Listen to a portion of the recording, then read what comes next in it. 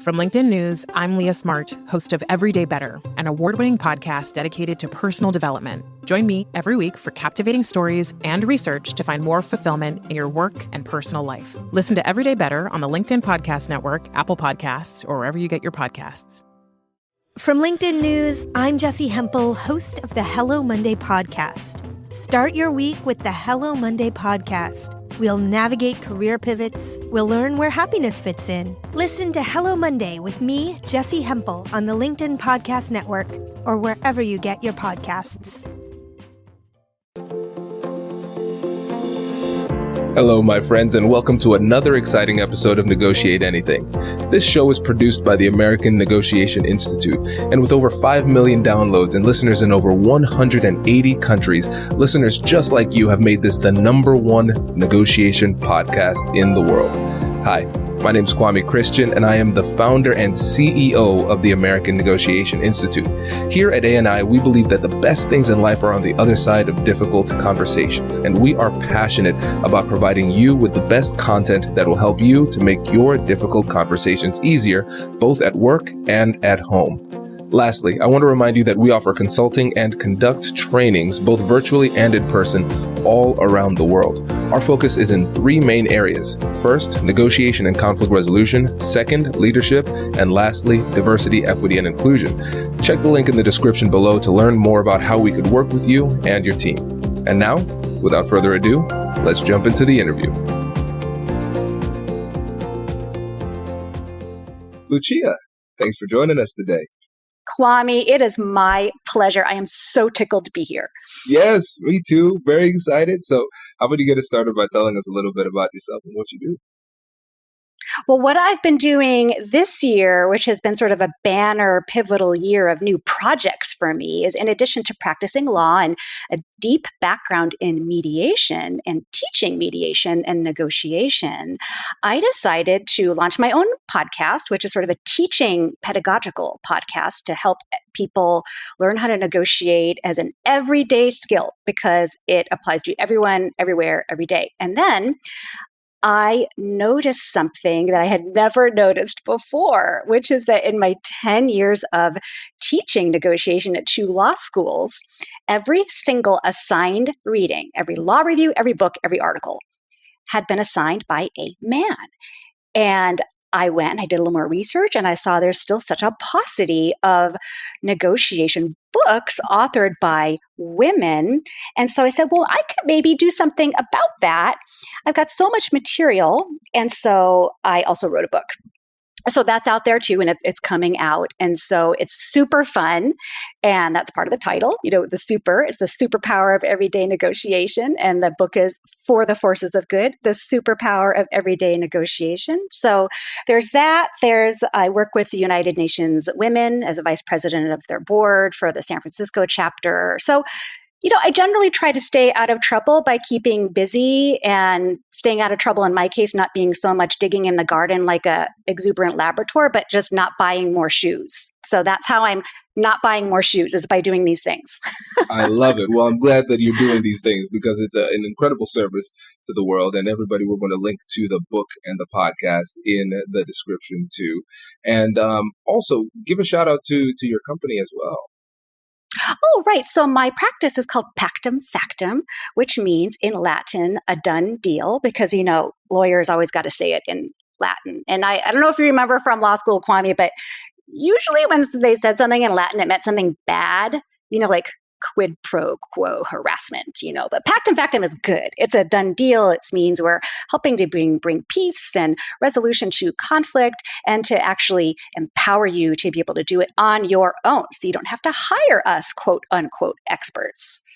That's great. Yeah, and I one of the things I love about your approach too is that you're making this accessible and you're really democratizing the content.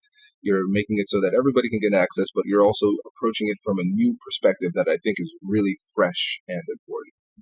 I don't disagree with that, Kwame. And what happened just this year at my Easter dinner table, this is a true story. We're sitting there, I've got 3 high school seniors at the dinner table, and one of them, who had never met me before, he starts chatting me up. Well, what do you do? And I said, oh, I'm a lawyer. I don't really think he's going to be interested. Well, tell me more about that. What exactly? So I start telling him about my background in negotiation and my teaching and my book. And he says to me, I kid you not, oh, well, negotiation. That's really something. You either have that skill or you don't. It really can't be taught. And I whipped my head around and I seared into my own son that penetrating gaze that only an Italian mother can accomplish, as if to say, did you put him up to saying that? Because that's just too perfectly teed up. And I said, his name was Nathan. I said, Nathan, boy, when you're wrong, you're wrong. Let me just tell you how. And I went into my whole thing about how that's what I did. I taught it and I'm going to teach you. And it's his book. And it's even so. Bottom line is, even for high school, like high school students could be reading this. Don't hire me. Do it yourself. You can do it. Yeah, agreed. It's so funny. I could imagine that look you gave your son. Like, see now, it's about to get ugly. He's probably like, "Mom, please don't." No, he was like, "Oh no, here!" Like he did the, "Oh no, here we go!" Like now she's gonna get on her soapbox look. So that's really funny. This is really funny. Hey, we just had a really interesting conversation about negotiating with bullies, and I know that this is something that I get a lot in trainings. People are always asking, "Well, how do I deal with a bully? How do I deal with somebody who's super aggressive?" And what's really interesting is that there's very little out there on the topic of negotiating with bullies. And so what I want to do is I just want to tee you up and allow you to go on your soapbox for a bit when it comes to this topic, because be careful so with that invitation. Okay. Oh, was that the tee up right there? Okay. So let me back up a little bit, because you said something before that I'm going to build on. Be careful, because I'm actually listening to you. You said that I was bringing a new perspective. And part of that new perspective, I think, with the podcast and particularly the book is it is female voiced, not male voiced. And that does matter because of our different experiences in life. And I realize I'm using cisgender vocabulary. So I'll just say it's not male voiced. It's other than cisgender male voiced. And I do dedicate a full chapter on negotiating with bullies. I have had too many experiences with bullies in my own life as a child. I mean, starting in childhood. And then I guess I have been surprised time and time again at how many times as an adult I have had to face down bullies and negotiate with bullies. So I continue to be surprised that, we do hear a lot about bullying in terms of children and at school. And even legislation in other states, I know Illinois just passed some about bullying and in schools. We don't hear an awful lot about it vis-a-vis adults and negotiation. And even when I tried to sort of put some structure around it for the book, I had difficulty finding material out there. I did, but very, very little. So the first thing I do want to say is a little bit of a disclaimer, and that is that I don't love labeling people as bullies or any other single word label. It's reductive and dehumanizing. At the same time, if the shoe fits, and by the time I'm using that description for someone, they've probably earned it through a pattern of conduct. And after I've exhausted other tools like listening, empathy, rapport building, understanding, attempting collaboration, all those things that mediators and negotiators try from our toolkit. And people get more than 3 strikes with me, Kwame. They get about 10 strikes. Unfortunately, the truth is that bullies are everywhere and they're quite successful. Why? Well, I hate to break it to you. We're a society here in the United States that doesn't just tolerate bullies, we enable them with guns, for one thing, and also with capitalism. And in both cases, we have a small percentage of individuals who control a disproportionate amount of resources and use them to control and sort of terrorize others. So this is not an easy topic. We're going to discuss some practical steps, some ways forward, as long as people understand that by negotiating with bullies, you're actually working against the status quo. that is woven into our cultural tapestry. It's a thorny thing. Now, here's the other thing I wanted to say. I have, since I wrote the book, and it's in its final manuscript form, and I've started sending it out to people, as one does with these things, to start to get endorsements and things. Kwame, what I am calling the my bully stories that now are coming in, that people want to talk to me about. They read that chapter, or I'll get an email from someone and say, Lucia, I'm finished, and I really want to talk to you about chapter 15. Can we talk about chapter 15? And then I'll get on a Zoom with them, and I have now heard at least 6 what I would call my bully stories from people who have had a situation that's, it's similar psychologically to abuse, actually. They feel shame. They haven't talked with many people about it. They tend to relive the situation in their minds, trying to understand it, wondering if they did something to invite the treatment. They think they did something wrong. And maybe they've talked to a spouse or a partner or even a therapist about it, but otherwise they've kept it really quiet because there's sort of shame associated with it and confusion. And now they have someone to talk to about it, like, oh, you really get it. So I'm hearing these stories, and not just from women, by the way. This is not, I think there probably are some gender patterns, and I haven't studied that scientifically. It's not just men being bullies against women. So I want to make that clear. And I'm also going to say something that's going to make you go, wait, what? Whoa, you just totally pulled the rug out from under us, Lucia. I don't think you can negotiate with bullies. At least not alone. So that I think is the key. Does your company invest in professional development training? If you believe that your team would benefit from a negotiation workshop, all you need to do is go to our website, fill out the workshop request form, and then we'll set up a time to chat. These workshops are completely customizable, and we've done them all around the country. Negotiation and conflict resolution skills are beneficial across all professions, but they're especially useful in procurement, purchasing, sales, sourcing, and contract management. Our calendar is filling up quickly, and we even have some workshops scheduled for next year. If you think you might want one, I'd suggest reaching out soon so you don't miss out. Check out the link in the description to learn more. And now, back to the show.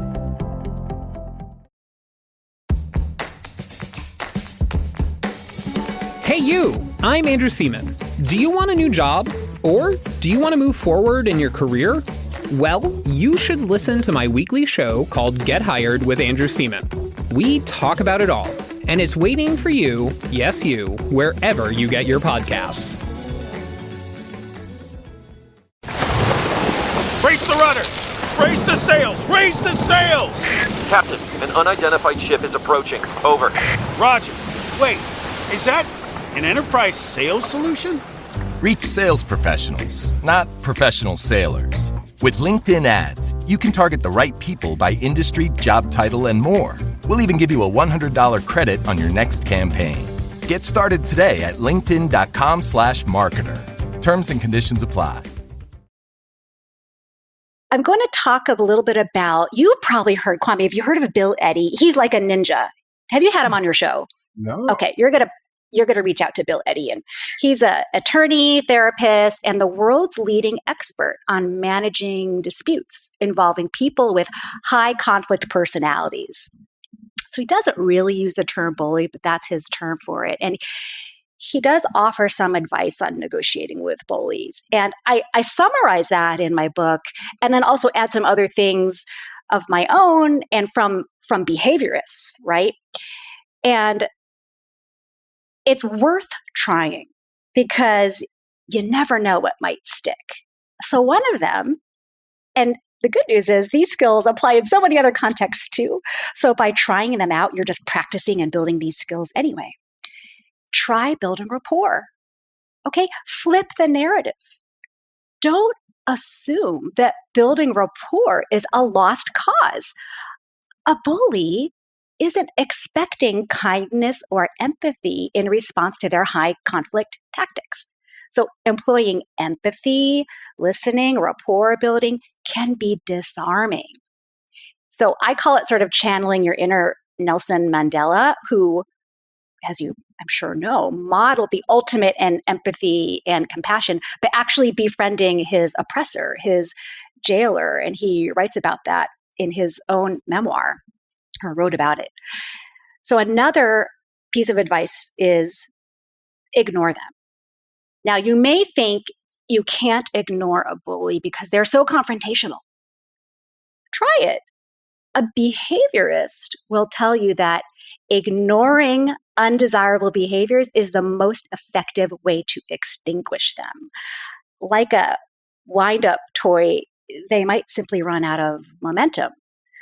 So in episode 10 of The Superpower of Everyday Negotiation, which is my podcast, my co-host, Nina Greeley, actually provides an example of a negotiation where she successfully employed the ignoring technique with a high conflict negotiation opponent.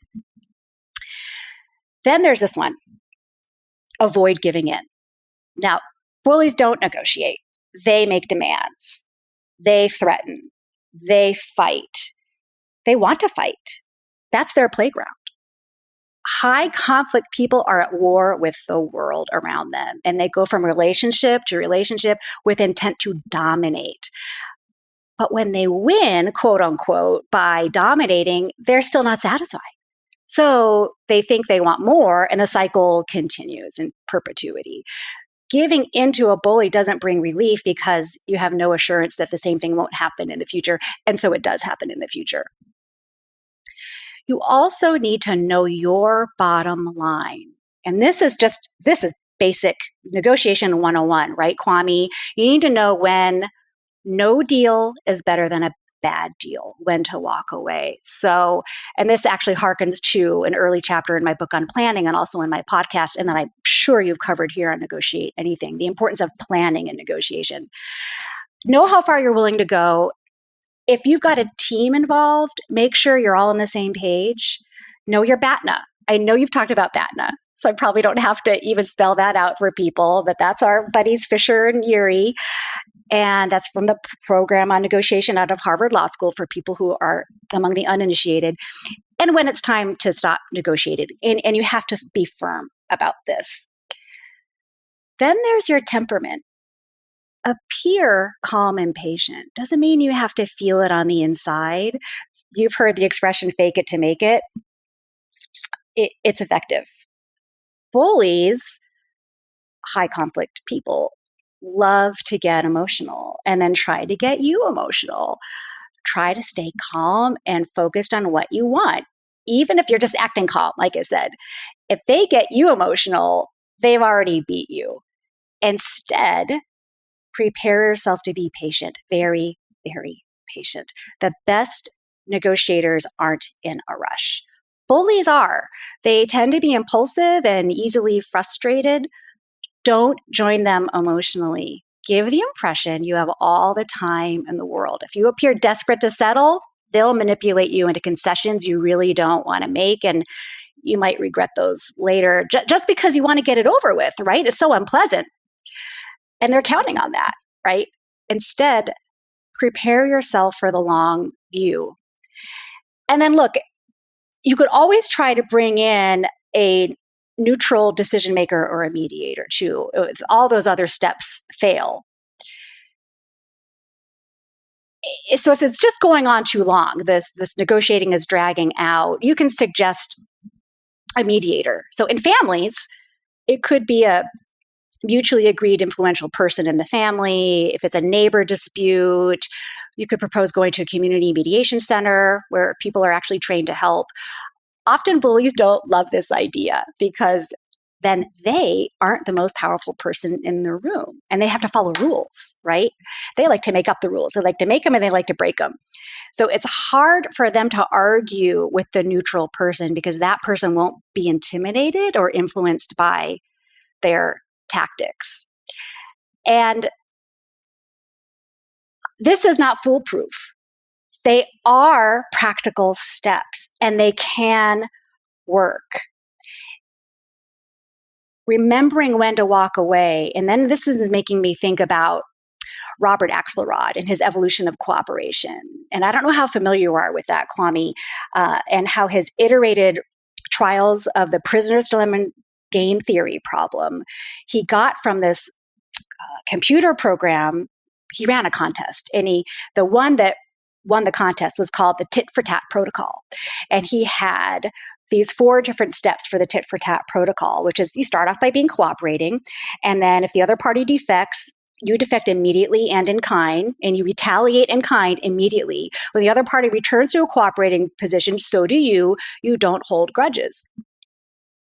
One of the other things that he learned from the tit for tat protocol is that once the other side defects 3 times from cooperating, so do you permanently.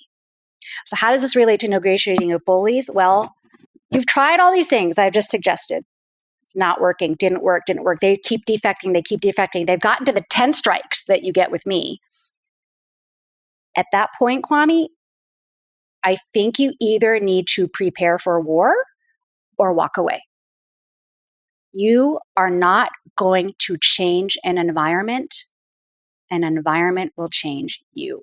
So at that point, you could actually be at risk of becoming a bully yourself, if that makes any sense. I think it makes sense to me. I'm not saying there are a bunch of women out there right there going, oh, I hate it when women do that, when they question whether they make sense. I'm asking if it makes sense to you. Oh, yeah, it makes a lot of sense. This is great. A lot to unpack here. So let's break down a couple of things for some folks. So when you think about the word BATNA, I think this is one of the most critical elements of what you said. So it's the best alternative to a negotiated agreement. Essentially, it is your plan B. Plan A is right here. We're trying to work together. We're having this conversation. If I cannot get a deal that is better than my alternative, then I execute my alternative, plan B. And that's something I can do without you. Can you affect their BATNA? Mm-hmm. Sorry, just wanted to interject that. Please continue. Yes, no, go deeper on that, because that's something that I don't think people address enough when it comes to overall negotiation strategy. So when we think about our BATNA, we have to also think about the other person's BATNA. And so tell us more about that strategy of affecting their BATNA. Well, one of the great advantages of listening, and I mean really listening, to not just what is being said, but the emotion underneath the words. And I treat emotions as just another category of facts, right? That's what we mediators do. If you're listening to the content plus the emotion underneath, the why it matters, you're getting a lot of information. So if you're doing more listening than talking in this ongoing negotiation with this high conflict personality, you may very well discover some information where you say, so they're really influenced by maybe some third party, in the world, maybe even just a spouse or someone else at work, where you can go, well, I wonder if that person has any idea that this is going on, or I wonder if can you use that third party as an audience or as an excuse or as a justification or as an ally, right? Essentially that by listening and by going through the information gathering process, you could discover a way to affect their choices, their alternatives. And the other part about negotiating with bullies, remember the part where I said you can't do it alone? Gather allies. I think the way that the bully is taken down to a human level to humanize the bully is they got to be outnumbered. They have got to be outnumbered, and not by a source of authority, by their peers.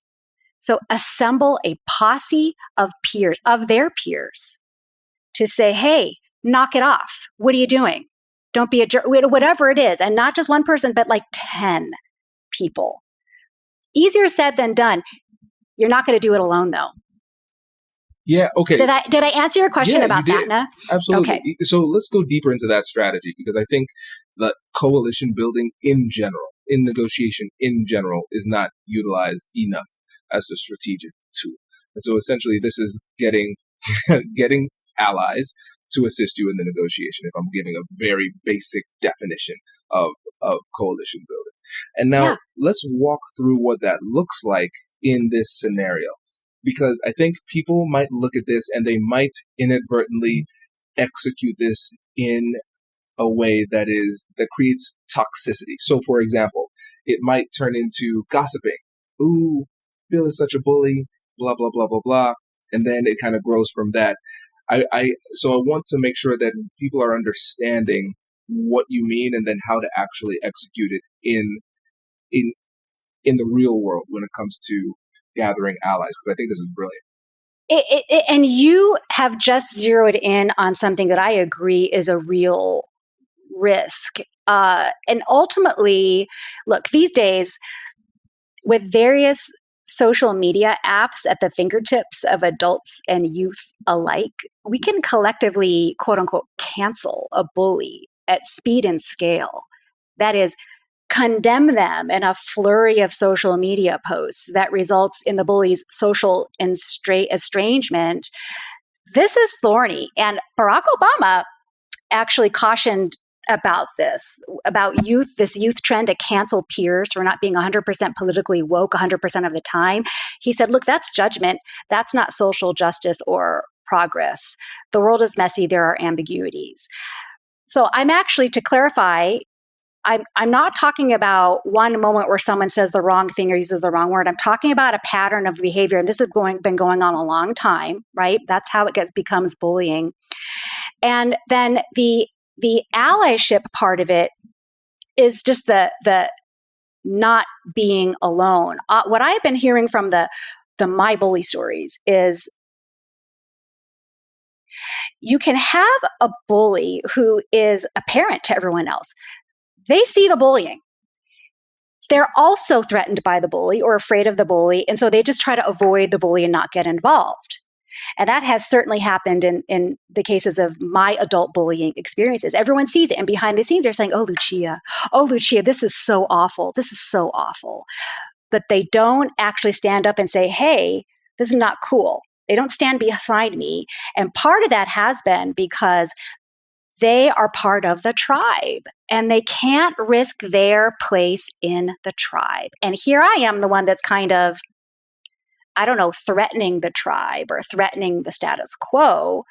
And so they got to keep their status. So this is not a simple thing, the finding allies, partly because of you don't want to add to the toxicity, and also because of the sense of belonging, which Mari Fitzstuff, she is a sociologist who said that today's wars are mainly about identity and belonging, this feeling of not belonging. And people need to belong even more than they need to be right. So allyship as an idea is difficult to accomplish because it is usually inconvenient.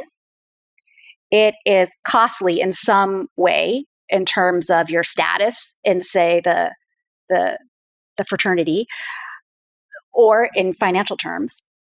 It is time consuming.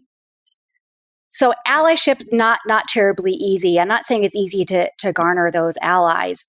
I'm going to hearken also back to you. I know you had Alex Carter on your podcast, and she is one of the other women authors of a book on negotiation. There's like 5 of us. There's 5 or 6 of us. Plenty of women authors, by the way, on communication and conflict, not on negotiation. Anyway, she wrote the book, Ask for More.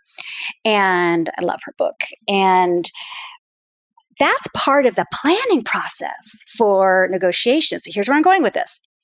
Part of that planning process for your negotiation is preparing questions you're asking yourself, and then questions you're going to, she calls it, what does she call it? The mirror questions and the window questions, right? In her book, there's 5 of each. Part of the question planning in your preparation should be, who can I gather as allies? You should be looking around for them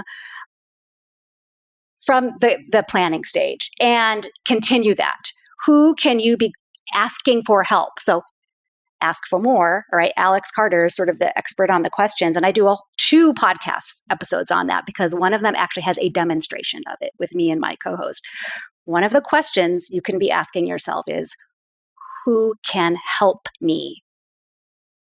Does that help you Absolutely. understand it? Am I answering your questions? Yeah, absolutely. Okay. Because I think really to simplify this, what we realize is that in negotiating with a bully, one of the strategies requires additional negotiations with people who are not the bully, who could be your ally. And we have to recognize that other people aren't going to just see, yeah, that is a bully. I too have been bullied by this person. Yes, Lucia, I'm with you. We have to work through those emotional barriers because they see risk, they have fear, and you will need to work through that. And it's not going to be easy to negotiate with them in order for them to join your coalition in the negotiation with the bully. And so I think thinking about this through that layer of negotiation makes it a lot easier. And negotiation is often a series of smaller negotiations and side negotiations. And the other thing about trying to gather allies is it also leverages, because I know you've had Robert Cialdini on your show, it also leverages one of the, he has like the top 5 or 6 influencers, which is social proof. Social proof is one of them. So if you're gathering those allies and you do get those 10 people to stand beside you and say, hey, you're being a jerk and knock it off, that's using social proof. That's why I say it needs to be peers, not authority. So you're leveraging that heuristic, which is an old, Daniel Kahneman and Amos Tversky heuristic that they won the Nobel Prize for. It's a really powerful one because oftentimes when we don't even have enough other information to look to, just looking to social proof will inform our behavior. And that can be, there's another side to that coin as well, too, right? If it's uninformed and you're just jumping off the cliff because everyone else is, well, then that's got a host of possible risks as well. None of this, I'm not saying any of this is easy. It is nuanced, and that is why we're talking about it. 100%. And Lucia, I think that's such an important point because everybody's looking for that silver bullet. I'm dealing with a bully. How do I deal with it? Oh, cool. Say these 3 words and like a magic incantation, the bully automatically becomes a puppy. It's not how it works. It's going to be tough. And I think understanding that it will be difficult is an important part of that too. Right. Managing the expectations going in and also understanding don't try this alone, kids. Okay. And you said, some sort of magic incantation. That made me sort of wonder when I did read Bill Eddy's advice, and I say this with all the love in my heart. And Bill Eddy, if you're listening to this, I think you're such a ninja.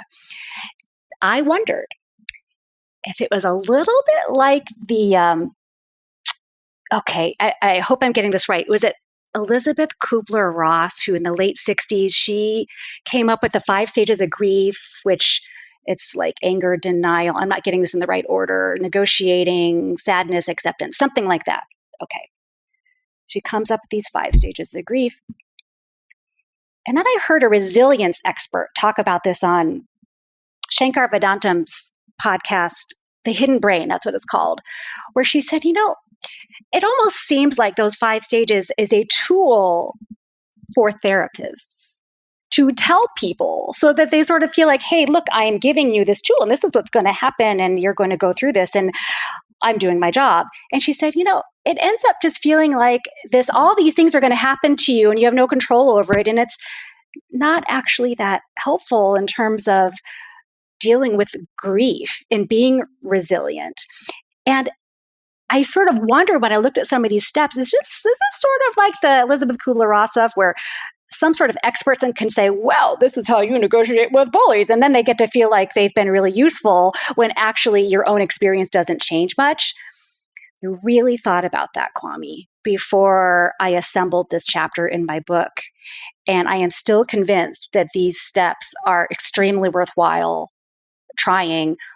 Again, if for no other reason, that they actually help you just hone your everyday negotiation skills. And you can always fight later. That's what I always tell people. You're not giving up your right to fight by being in mediation. You can always fight later. Absolutely. And I think it's important to recognize that that's an option too. It's probably not the option we want to take. And as a lawyer, I know you're familiar with this because I had clients back in the day. They did not want this conflict. They didn't want to be in this situation. But I told them that sometimes the war chooses you.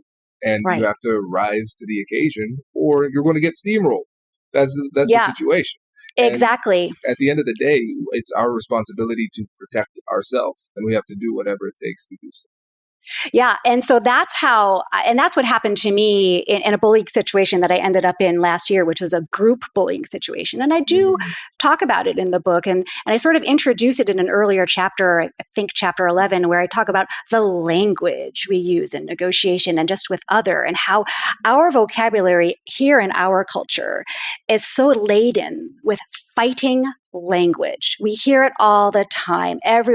Fighting for a cause, fighting for progress, battle of the sexes, battling with an illness.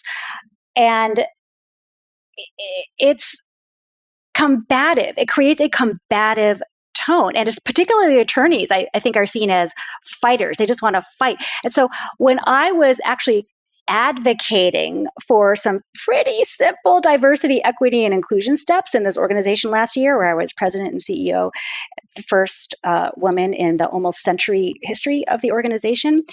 And they said, Lucia, you're being such an attorney. Why are you fighting us on this? They kept using the word fight to describe what I was doing. And I kept saying, I am not fighting. I am advocating. There is a big difference. Didn't matter, Kwame. And this is getting back to what you just said. Don't worry, I'm going to coming back around full circle.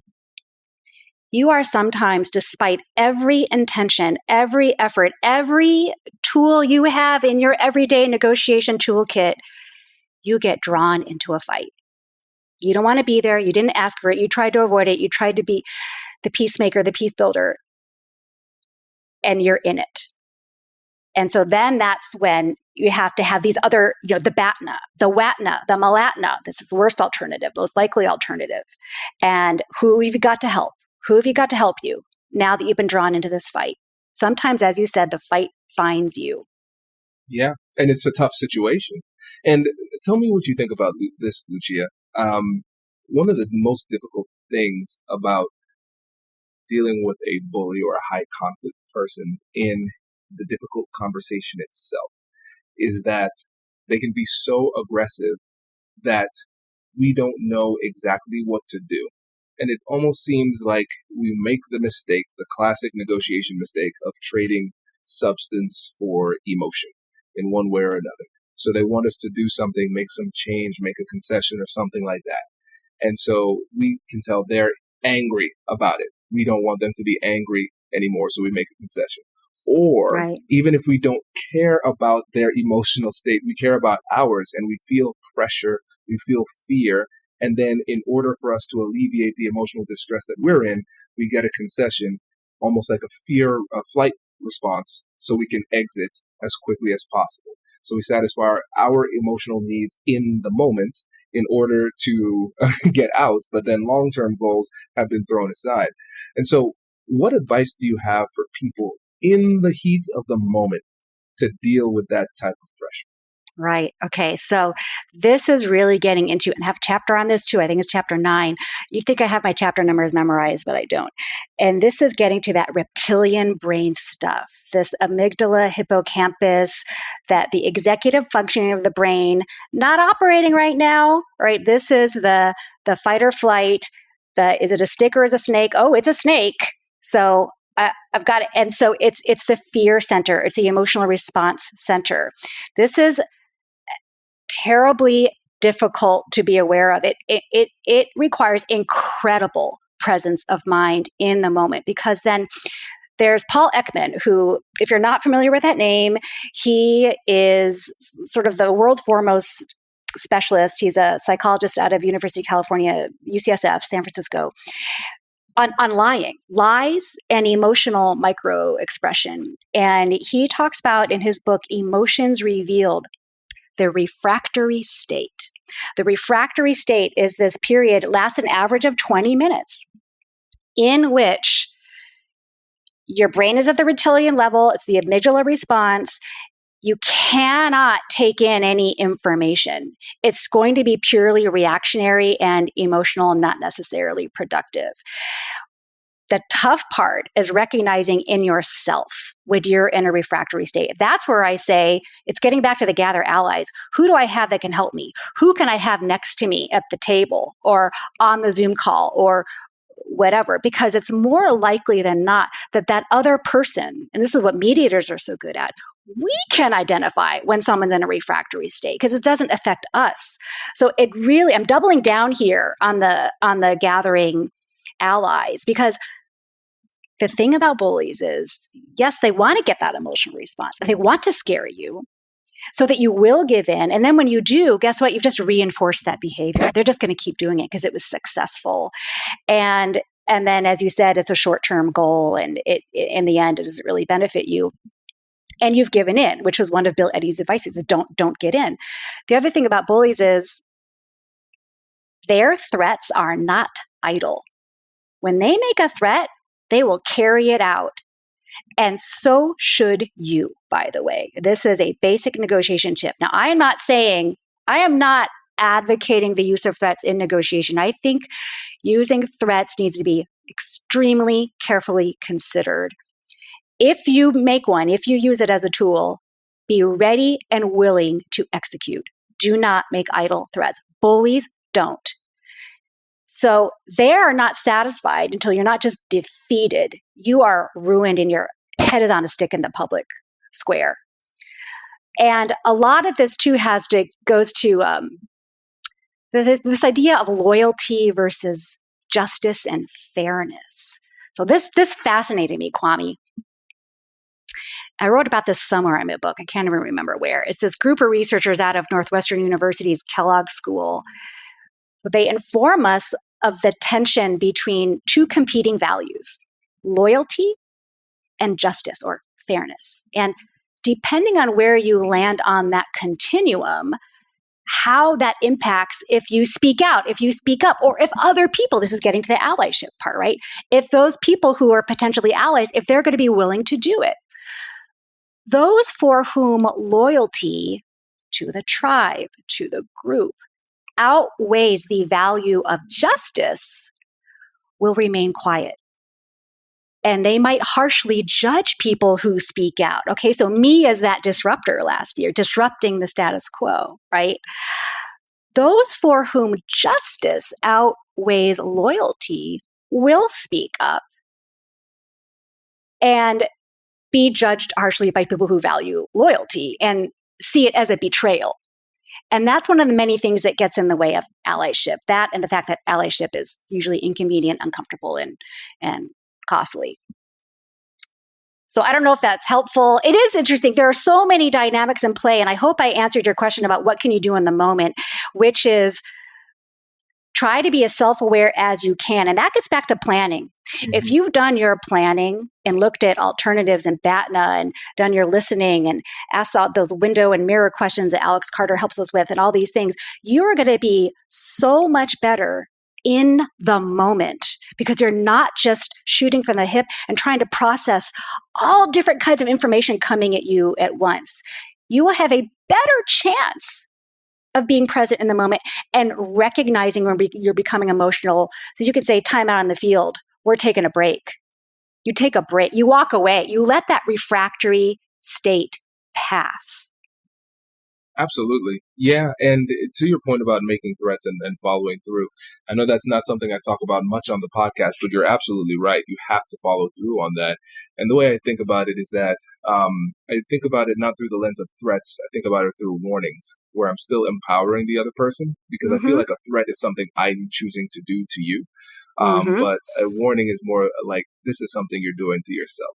So it's an if-then proposition. Right. So I like the self-empowerment of that. That's very, very much like the mediator toolkit, isn't it? Exactly. Yeah. The self-determination. Like, Lucia, I understand this is really important to you. I have things that are important to me too. Just want to let you know that if we're not able to get an agreement here soon, then I'm going to have to use my, whatever the situation is, BATNA. And I let people know. And now it's up to you. Now it's your choice. Now, what happens. If I drop the hammer, you dropped it on yourself. But I gave you fair warning about what's coming. So they're still in control. But you're 100% right, because every time you make a threat or a warning and then you don't follow through, you lose credibility. They don't take you seriously, and then they're more emboldened, like, oh, sweet. Now I see who I'm dealing with. This person is bullyable. So I've been encouraged in this situation. And then to your point about the refractory period, I love that idea because, again, something I just said 2 days ago in the training, I was under duress. If you're under pressure from a bully, here are two things that I like to do. Number one, if somebody's pressuring me to make a decision, they're like, I need a decision now. I need you to say yes now or whatever. I was like, listen, hey, if you didn't need a decision right now, the answer is going to be no. But if you give me some time to think about this, you might still have a chance. But right now I'm not ready. And so people find patience in that situation. And so then the other one is, my rule is that I just don't make decisions under pressure. And so I'll end a conversation. I'm not afraid of doing that. And I think a lot of times people are afraid because they might feel as though it makes them look weak. But what I'll say is, listen, Lucia, you've given me a lot of information and I have a lot to think about. So how about this? We schedule another time. Let's come back. We're going to talk about it more in depth. And now the person might still be aggressive. They still might want to talk. And I'll say, Lucia, it sounds like you still have something else to say. And I'll give you the floor and I'll let you say that. But I don't have anything else to add at this point. So I'll listen. I'll summarize it, but I won't add anything else. And I certainly won't make any commitments other than a commitment to another meeting. Love that. Agree 100% for two reasons. At least two reasons. Number one, you're flipping the narrative. So they're using that pressure of time to pressure you. And it's a power play. And you are flipping it and making your own power play by saying, I'm going to actually take time to think about it. Well, now they have to wait. Now they have to wait for you.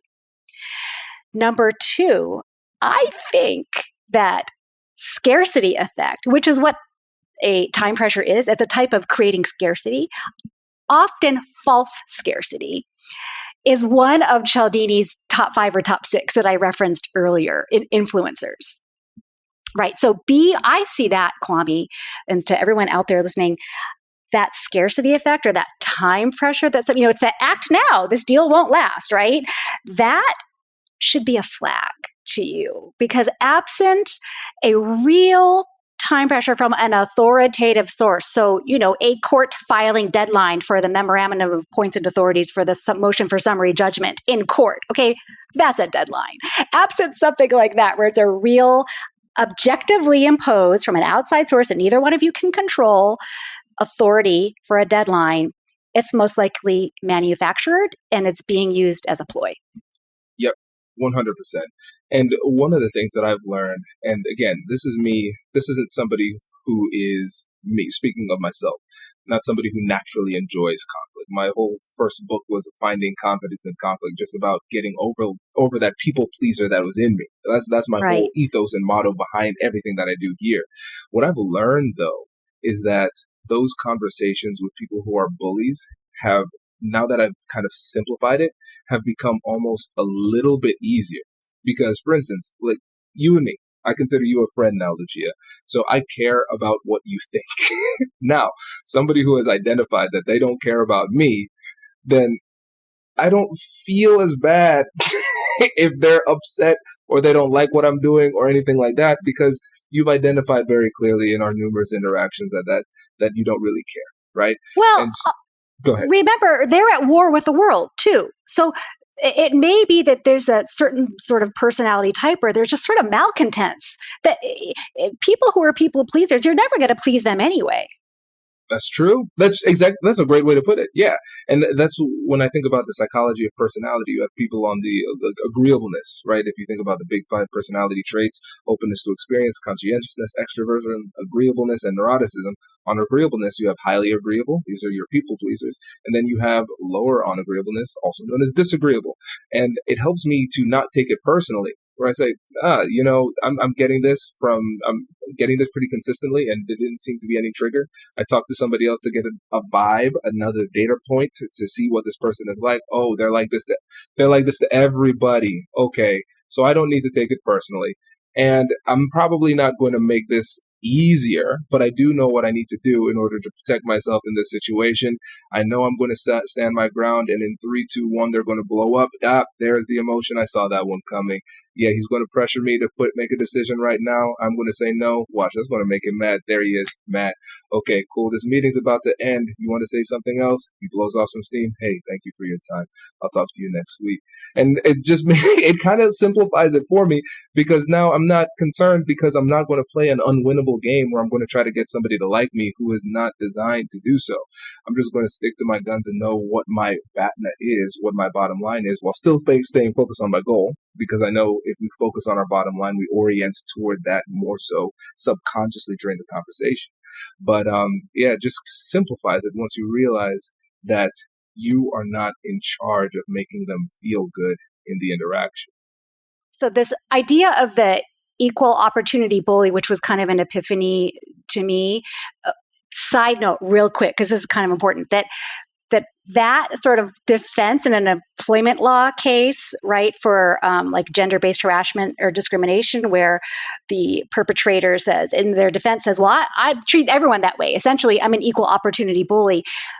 This defense is actually used to obfuscate what really is bias, gender or religion or race or whatever, bias, by saying you treat everyone that way. But I went to my 30th high school reunion after not going back to that small town after leaving in 1988. And I brought my younger son with me, and he'd never been back there. And I brought my husband, and he had never been to Chicago. And at the reunion dinner, I saw my childhood bully at the bar. And I write about him in chapter 15. I changed his name. And I went over and I eavesdropped. I thought, maybe he's an okay guy. Look, childhood is not easy. Adolescence is not easy. No one gets a free pass on that. Maybe it was particularly hard for him, and he grew out of it. So I eavesdropped and I listened to the really just offensive, vituperative language that he was using with his compadres at the bar. And I was like, nope, he's the same guy. And I realized, oh, sorry, let me back up. So then I actually said hello to him. I said, hey, remember me?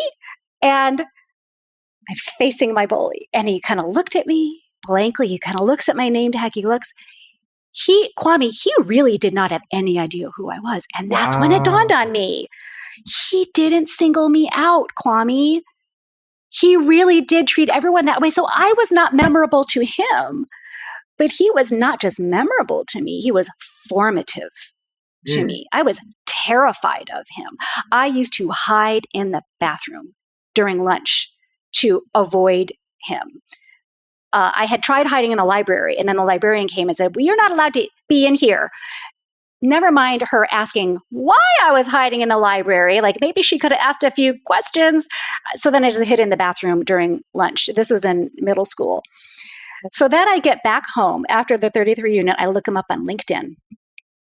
He is, I kid you not, remember how I said bullies succeed, bullies win?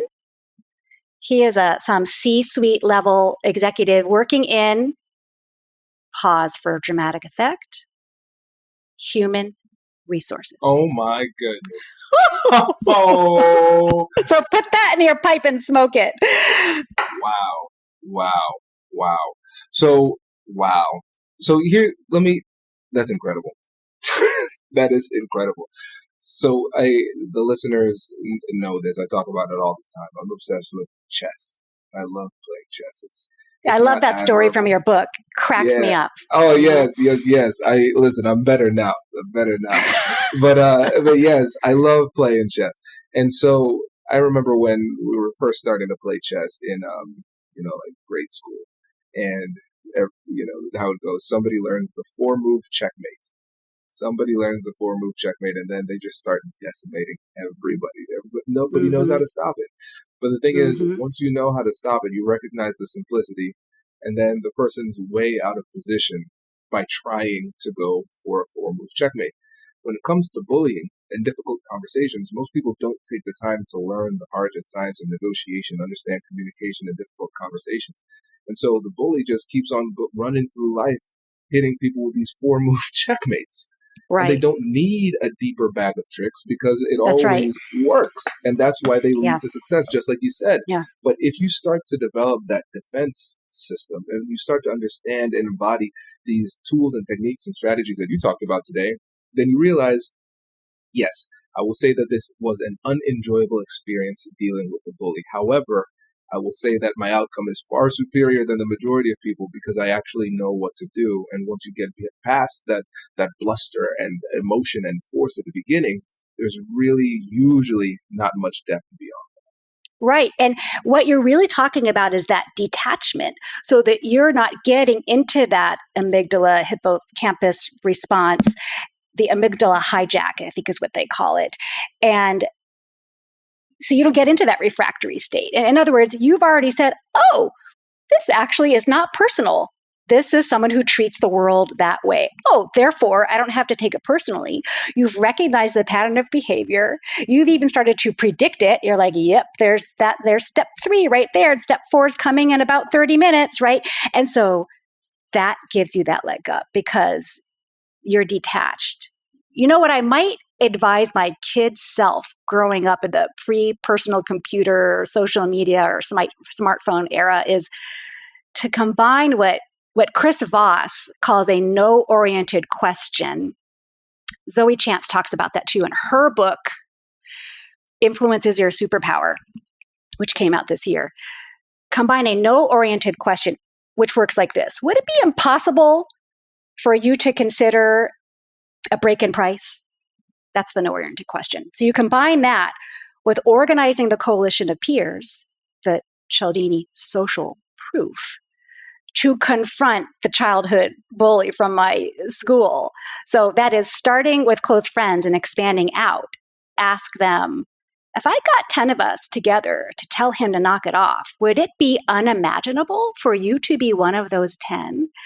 And once I got a no, meaning yes, response from them, we would gather and make a plan for the moment of reckoning. So Kwame, I live just down the road essentially from Silicon Valley. And once those Silicon Valley tech geniuses invent a safe and reliable time machine, I get to give that a try and I will provide a full report. What do you think of that? I love it. And then you saved an entire human resources department in the meantime. Yes. I saved the human race, Kwame. Come on. This is great. Lucia, really appreciate it. And before you go, remind the listeners about your company, your book, and your podcast and how they can get in touch with you. Oh, sure. So it's pactumfactum.com. It's Latin for a done deal. So you could just Google Latin, a done deal, pactumfactum.com. And I'm Lucia, Lucia, at pactumfactum.com. My podcast is Forces of Good, the Superpower of Everyday Negotiation. And my book is releasing on October 1st for the Forces of Good, the Superpower of Everyday Negotiation. Love it. Lucia, thanks so much for joining us. Really appreciate it. Super fun. Thank you, Kwame. You are working for the forces of good. Thank you. Appreciate you.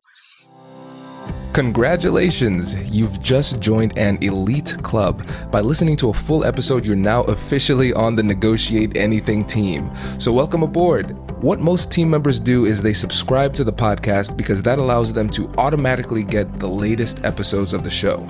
The best things in life lie on the other side of difficult conversations. Keep learning, keep practicing, and keep getting better. Your relationships will improve, your career will soar, and you'll have the confidence you need to get the most out of these crucial conversations. Again, thank you for joining the team. We're excited to have you, and I will see you in the next episode. I'll catch you later.